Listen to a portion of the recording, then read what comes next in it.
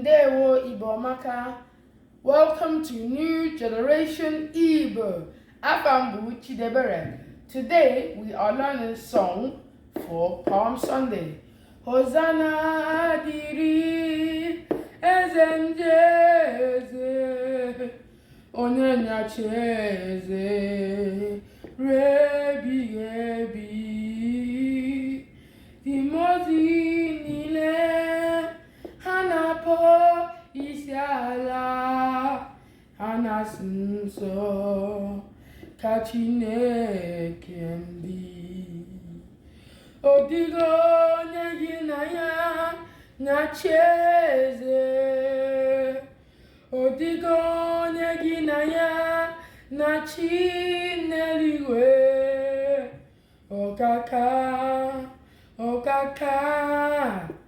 eze ịdị ebube aha gị juru eluigwe n'ụwa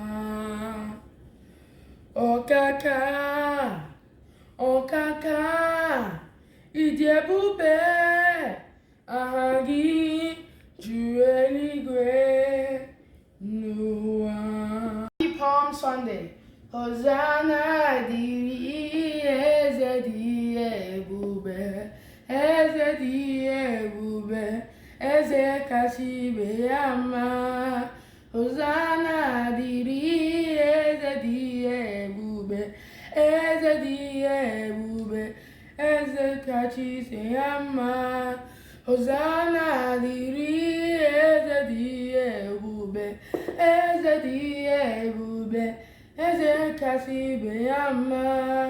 Hosanna dịrị eze dị ebube, eze dị ebube, eze dị nsọ.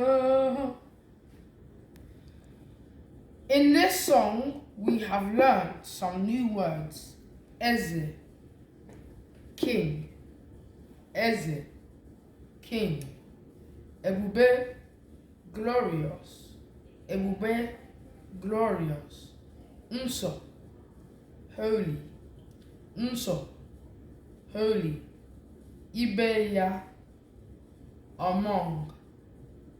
Ibe ya, among. Bye. See you later. Peace.